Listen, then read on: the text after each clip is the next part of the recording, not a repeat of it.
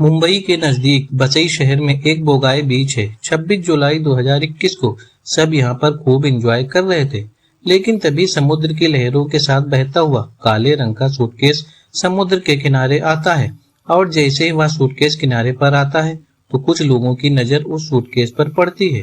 Suitcase को देखते ही लोगों के मन में कई तरह के ख्याल आने लगते हैं और फिर उन्हीं लोगों में से एक शख्स पुलिस को फोन करता है और थोड़ी ही देर में पुलिस भी वहां पर पहुंच जाती है। जैसे ही पुलिस उस सूटकेस को देखती है तो पुलिस वालों को कुछ अनहोनी की आशंका होती है और जब सूटकेस को खोला जाता है तो पुलिस का शक यकीन में बदल जाता है, क्योंकि उस सूटकेस के अंदर एक लाश थी।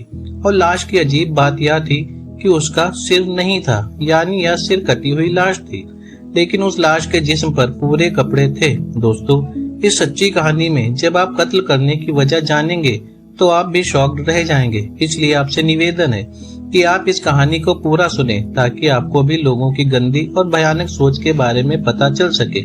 इसके बाद पुलिस उस सूटकेस को अच्छे से चेक करती है और आसपास 2 किलोमीटर के इलाके में छानबीन की जाती है, क्योंकि पुलिस को कहीं ना कहीं लग रहा था कि हो सकता है कि इस लाश का सिर यहीं कहीं फेंका गया हो। लेकिन पुलिस की इतनी छानबीन के बाद भी उस लाश का सिर नहीं मिलता है। इसके बाद उस शव को पोस्टमार्टम के लिए हॉस्पिटल भेज दिया जाता है और पुलिस उस सूटकेस की एक बार फिर से अच्छे से तलाशी करती है, लेकिन कहीं से उन्हें इसका कोई फायदा नहीं हुआ और पुलिस अब पोस्टमार्टम रिपोर्ट आने का इंतजार करती है ताकि इस लाश से कोई सुराग मिल जाए और जिससे यह पता लगाया जा सके कि मरने वाली महिला कौन है।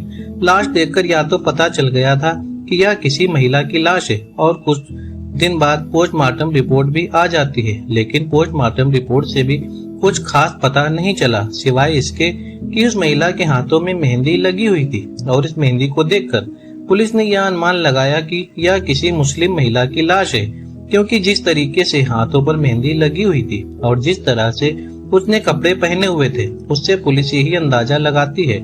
यानी इसके अलावा पुलिस के पास अभी तक ऐसी कोई और जानकारी नहीं थी। इसके बाद पुलिस लाश की कुछ फोटोज निकलवाती है और उन्हें आसपास के कुछ इलाकों में चिपकाया जाता है ताकि कहीं से भी इस लाश के बारे में कोई सुराग मिल जाए या फिर उसे ढूंढता हुआ पुलिस के पास आ जाए।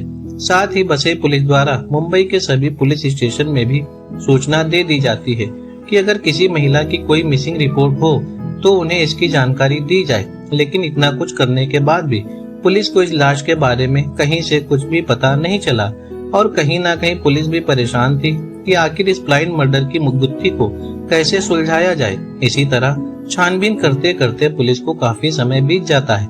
लगभग 6 महीने बीत चुके थे, मगर फिर भी पुलिस को कहीं से कोई सुराग नहीं मिला और फिर साल 2022 आ जाता है। लेकिन अच्छी बात यह थी कि पुलिस ने उस लाश का डीएनए सैंपल, उसकी फोटो और कुछ कपड़े संभाल कर रखे थे। इसके बाद पुलिस ने लाश को मुस्लिम रीति रिवाजों के अनुसार मुंबई के कब्रिस्तान में दफन करवा दिया था। इसके बाद समय बीतता गया और इसी तरह लगभग 14 महीने बीत जाते हैं और अब तक पुलिस को कहीं से भी कोई सुराग नहीं मिला था। लेकिन फिर अचानक ही उनसे 14 महीने बाद एक व्यक्ति मुंबई पुलिस के स्टेशन में आता है और वहां आकर वह कहता है कि मेरी भतीजी पिछले करीब 14 महीने से घर से गायब है और हमें उसका कोई भी पता नहीं है कि वह कहाँ चली गई। इसके बाद वह अपनी भतीजी के लापता होने की रिपोर्ट लिखवाता है।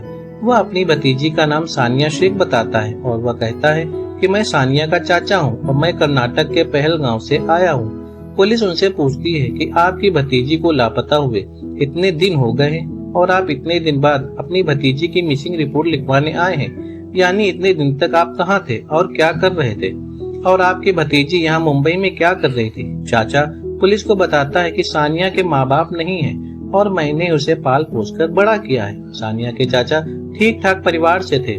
साल 2017 में उन्होंने सानिया की शादी मुंबई के नाला सुपारा में रहने वाले आसिफ शेख से की थी और उस समय आसिफ सऊदी अरब में नौकरी करता था।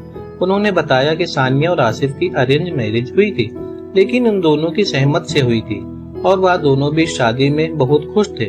और फिर 2019 में सानिया ने एक बेटी को जन्म दिया जिसका नाम उन्होंने अमायरा रखा। सानिया के चाचा जावेद ने पुलिस से आगे बताया कि अक्सर अपनी भतीजी सानिया से हमारी फोन पर बात होती रहती थी। फिर 8 जुलाई 2019 को सानिया की दादी का इंतकाल हो गया था, तो बस यही बताने के लिए हमने सानिया के नंबर पर फोन किया, लेकिन उसका मोबाइल स्विच ऑफ बता रहा था और आज तक स्विच ऑफ ही बता रहा है। उन्होंने पुलिस को यह भी बताया कि हमारी कभी भी सोनिया के पति आसिफ से बात नहीं होती थी और न ही वह खुद फोन करके हमसे बात करता था, और जब सानिया फोन नहीं उठा रही थी तो जब भी हम आसिफ को फोन करके कहते थे कि सानिया से हमारी बात करा दो, तो वह कहता था कि आपने रॉन्ग नंबर पर कॉल किया है। इसके बाद पुलिस ने सानिया के चाचा जावेद से सानिया के ससुराल का एड्रेस पूछा, तो जावेद शेख ने पुलिस को एक और अजीब बात बताई। जावेद शेख ने बताया कि सानिया के ससुराल वाले नाला सुपारा में रश्मि रिजेंसी अपार्टमेंट में रहते थे। क्योंकि उसके ससुराल में ज्वाइंट फैमिली थी, इसलिए वहाँ सभी लोग एक ही साथ रहते थे। जावेद शेख सबसे पहले बेटी के ससुराल ही गए थे, क्योंकि वह वहाँ पर पहले भी जाते रहते थे और उन्हें अच्छे से पता था कि उनका घर कहाँ पर है। लेकिन जब वह इस बार नाला सुपारा के उस अपार्टमेंट में गए तो वहाँ पर उन्होंने सानिया के ससुराल वालों में से कोई भी नहीं मिला। फिर उन्हें आसपास के लोगों से पूछने पर पता चला कि आसिफ के परिवार ने तो अपना यह घर बेच दिया है। और सब जानकर जावेद शेख उस समय बहुत परेशान हुए। एक तो बेटी के बारे में उन्हें कुछ भी पता नहीं चल रहा, और अब उसके ससुराल वाले भी अपना यह घर बेचकर पता नहीं कहां चले गए हैं। जावेद के साथ उनके कुछ रिश्तेदार भी आए हुए थे, क्योंकि इस उम्र में वह अकेले कर्नाटक से मुंबई नहीं आ सकते थे। क्योंकि जावेद थोड़े पुराने ख्यालात के व्यक्ति थे, इसलिए वह अपने फोन में ना लिखकर अपनी डायरी में सभी के फोन नंबर लिखा करते थे।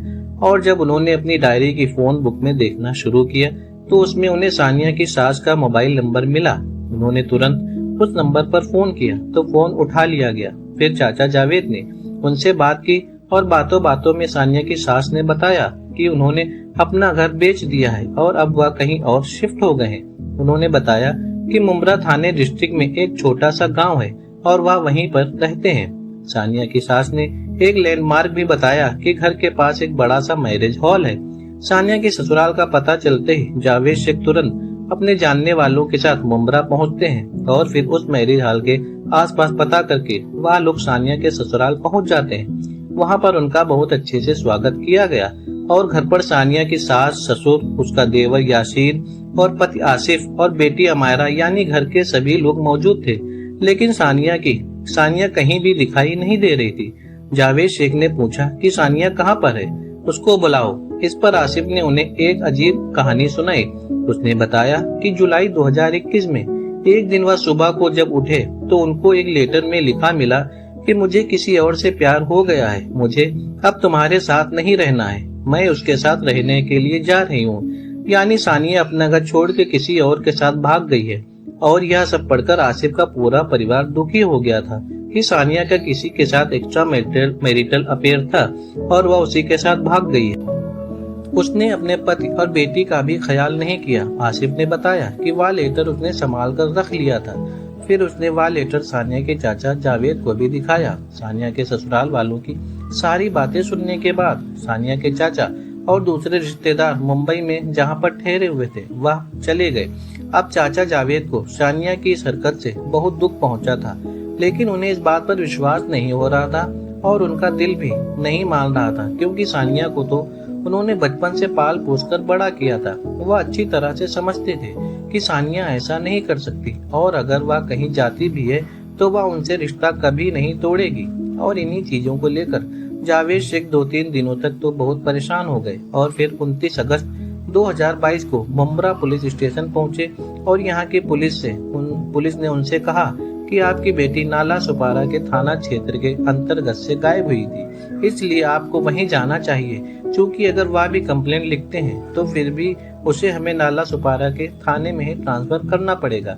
और फिर उसी दिन जावेद शेख नाला सुपारा के उसी पुलिस स्टेशन पहुंचते हैं और वहां की पुलिस ने सानिया शेख की मिसिंग रिपोर्ट दर्ज कराई और फिर तुरंत ही छानबीन शुरू कर दी। जावेद शेख को यकीन नहीं था कि सानिया किसी के साथ भाग सकती है। उन्हें लग रहा था कि सानिया के साथ जरूर कुछ गलत हुआ है। इसके बाद जावेद शेख अपने घर चले जाते हैं और फिर पुलिस ने जावेद शेख की बातों पर विश्वास करते हुए मुंबई इलाके के सभी थानों में सूचना पहुंचा दी कि जुलाई 2021 के आसपास जितनी भी मिसिंग रिपोर्ट या कोई ऐसी लाश जिसकी पहचान न हो पाई हो तो उसकी फाइल इस थाने में भिजवा दें। और फिर 26 जुलाई 2021 को वसई के बीच से मिली उस सर की लाश का केस सामने आता है और इत्तेफाक से यह भी एक मृतक महिला थी। उसकी कदकाठी और जावेद शेख द्वारा बताई गई सानिया की कदकाठी से ज्यादा मैच कर रही थी।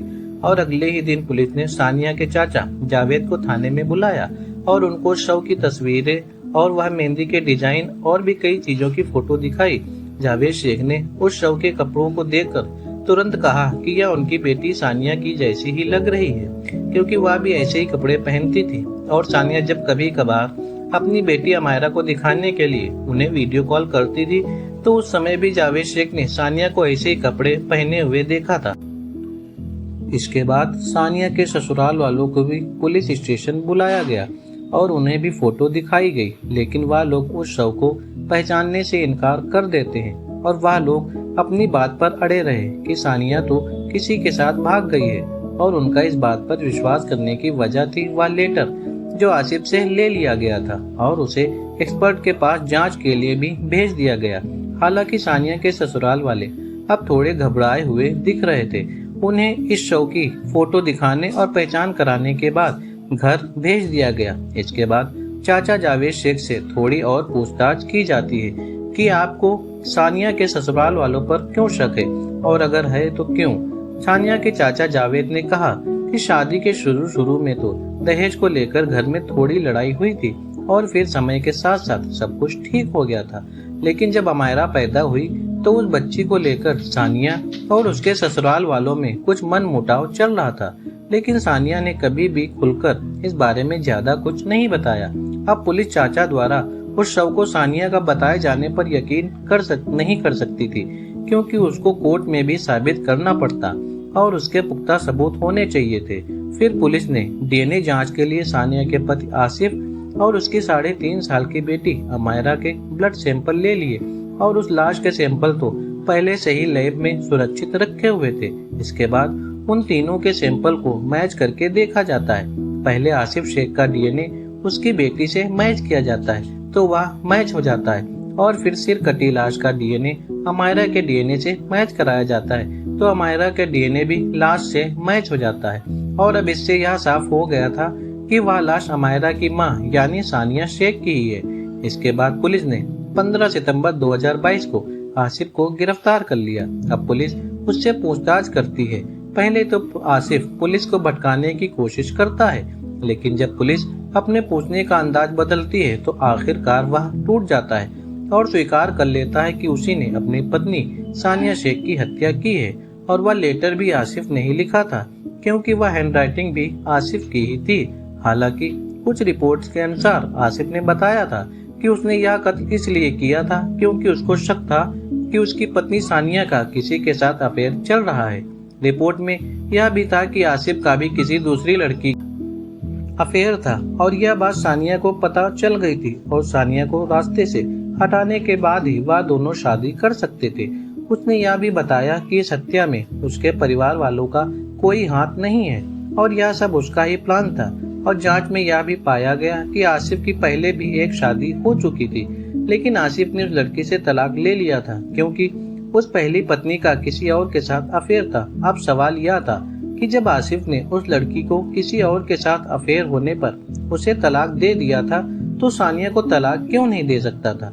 और यही सवाल पुलिस के मन में भी उठ रहा था। इसके बाद जब पुलिस ने आसिफ के घर वालों से पूछताछ की तो इस केस में एक और कहानी पुलिस के सामने आई।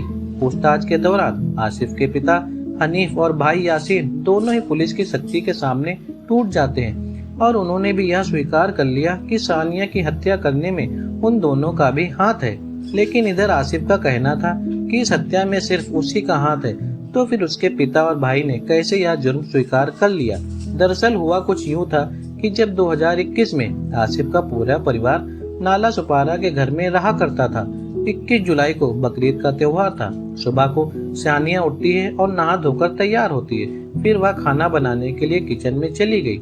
उस दिन शाम को उनके यहाँ मेहमान भी आने वाले थे, लेकिन अजीब बात यह थी कि उस दिन घर पर सानिया के अलावा उसका पति, ससुर और देवर सिर्फ यही 3 लोग थे। इसके अलावा घर के जितने भी लोग थे सब मुंब्रा चले गए थे और सानिया की बेटी को भी वहां भेज दिया गया था। मुंब्रा में आसिफ की सगी बहन का ससुराल था। इधर सानिया के ससुराल की बात करें तो उस दिन बकरीद का त्योहार था। उन्होंने बकरे काटने वाले चाकू छुरी भी तैयार रखे थे और घर पर रस्सी भी रखी हुई थी। जिसके बाद आसिफ, यासीन और हनीफ उन तीनों ने एक बड़े से टब में पानी भर दिया और बेचारी सानिया जो उनके लिए किचन में खाना बना रही थी, यह तीनों हैवान मिलकर उसे पकड़ लेते हैं और उसके हाथ पैर बांधकर उसे पानी से भरे टब में डुबाने लगते हैं। हाथ पैर बंधे होने के कारण सानिया कुछ भी नहीं कर पा रही थी और फिर थोड़ी देर के बाद सानिया ने दम तोड़ दिया। जिसके बाद तीनों को लग रहा था कि शायद सानिया जीवित है। इसके बाद बहुत देर तक उसका गला दबाए रखा। फिर आसिफ बकरा काटने वाले छुरे से सानिया के सर को धड़ से अलग करने लगता है, लेकिन उसने सानिया का आधा ही गला काटा था कि उसकी हालत खराब होने लगी और जब वह बेहोश होने लगा तो सानिया के ससुर हनीफ ने वह छुरा ले लिया और अपनी बहू के सर को अलग कर दिया। अब सानिया के शव को ठिकाने लगाने के लिए सबसे पहले उन्होंने एक इलेक्ट्रिक स्ट्रीमर से सानिया के कटे हुए सर से बाल काट दिए और सानिया के चेहरे पर एक तिल भी था जिससे उसके चेहरे की पहचान की जा सकती थी, इसलिए उन्होंने चाकू से उसे भी साफ कर दिया। यानी अब सानिया के सिर का ऐसा हाल हो गया था कि बिना धड़ के उस सर की तो पहचान हो ही नहीं सकती थी। और जो सानिया के बाल काटे गए थे उन्हें घर में ही जला दिया जाता है। जिसके बाद उसे काले रंग के प्लास्टिक बैग में डालकर आसिफ और यासीन बाइक से निकल जाते हैं या दोनों समुद्री किनारे के पास जाते हैं और वहीं पर उन्होंने सानिया के सर को समुद्र में फेंक दिया जो उसे बहाकर कहीं और ले गया। फिर घर आकर आसिफ सानिया के धड़ को एक बैग में पैक करता है। इसके बाद वह अपने बहनोई यूसुफ शेख को कॉल करता है क्योंकि उसका बहनोई मुंबई में एक कैब ड्राइवर था और उससे कहा कि आप जल्दी से अपनी कार लेकर घर पर आ जाओ। इसके यह लोग लाश से भरे उस बैग को गाड़ी में रखकर वसई बीच पहुंच जाते हैं और उसे वहीं पर फेंक देते हैं। उन्होंने सोचा था कि समुद्र उसे बहाकर कहीं दूर ले जाएगा। इसके बाद वह लोग अपने घर आ जाते हैं। फिर उन्होंने घर से सानिया के खून को साफ किया। अब शाम को उनके घर पर मेहमान भी आते हैं और अच्छी तरह से अपने रिश्तेदारों के सामने ऐसे रिएक्ट कर रहे थे जैसे इनके घर में कुछ हुआ ही ना हो। इस बयान को सुनने के बाद पुलिस यूसुफ को भी अरेस्ट कर लेती है। पूरे परिवार ने मिलकर सानिया के खिलाफ इतनी भयानक साजिश क्यों रची थी और उसकी हत्या करने का कारण क्या था, आइए जानते हैं सिलसिलेवार तरीके से। जब 2017 में सानिया की शादी आसिफ से हुई थी और फिर 2019 में उनको एक बेटी पैदा हुई जिसका नाम उन्होंने अमायरा रखा। हालांकि कई साल पहले आसिफ की बहन की भी शादी हो चुकी थी लेकिन उसके कोई बच्चा पैदा नहीं हुआ, इसलिए उनके घर में यह बात होने लगी थी कि सानिया को जो बच्चा होने वाला है वह उसकी बहन को दे देंगे। और जब यह बात सानिया को पता चली तो वह इसका विरोध करती है, लेकिन उस समय आसिफ फिर से सऊदी अरब चला गया था और इधर सानिया अकेले ही पूरे परिवार से लड़ती रही कि वह अपना बच्चा किसी को नहीं देगी। सानिया का कहना था कि यह उसका पहला बच्चा है और अगर यह उसका दूसरा बच्चा भी होता तब भी वह अपना बच्चा किसी को नहीं देती। सानिया का कहना था कि वह लोग किसी अनाथ आश्रम जाकर बच्चा गोद ले सकते हैं, इससे किसी अनाथ का भी भला हो जाएगा। लेकिन आसिफ की बहन को भी जिद थी कि मुझे सानिया की बेटी ही चाहिए।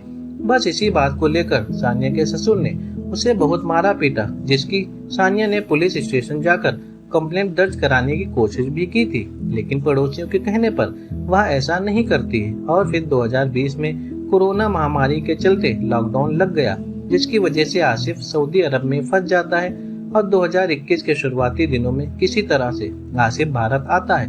अब इसी बात को लेकर घर में झगड़ा बढ़ गया कि सानिया की बेटी अमायरा वह उनकी बहन को ही दे दी जाए। यानी ये पूरा घर एक तरफ हो गया और सानिया अपनी बेटी के लिए एक तरफ से लड़ती रही। इसी लड़ाई झगड़े के कारण सानिया ने 8 जुलाई 2021 से अपने घर वालों का फोन उठाना बंद कर दिया और फिर 21 जुलाई को सानिया की हत्या कर दी गई थी, जिसके बाद से उसका फोन स्विच ऑफ हो गया था। और फिर हत्या के 5 दिन बाद वह बैग वसई बीच के किनारे पर आता है। सानिया के चाचा जावेद शेख ने करीब 1 साल के बाद सानिया की रिपोर्ट लिखवाई थी। हालांकि पुलिस इस हत्याकांड में इस्तेमाल किया गया छुरा और सानिया के सिर को बहुत कोशिशों के बाद भी बरामद नहीं कर सकी। वैसे इस केस को सुलझाने में पुलिस ने भी बहुत ज्यादा मेहनत की थी, क्योंकि उसने सारे सैंपल्स एविडेंस को पहले ही अपने पास संभाल कर रख लिया था। वर्तमान समय की बात करें तो सभी आरोपी जेल में हैं और कोर्ट में फैसले की सुनवाई जारी है। दोस्तों, अगर आपको मेरी ये मेहनत पसंद आई हो तो वीडियो को लाइक और चैनल को सब्सक्राइब करना ना भूलें। Thank you.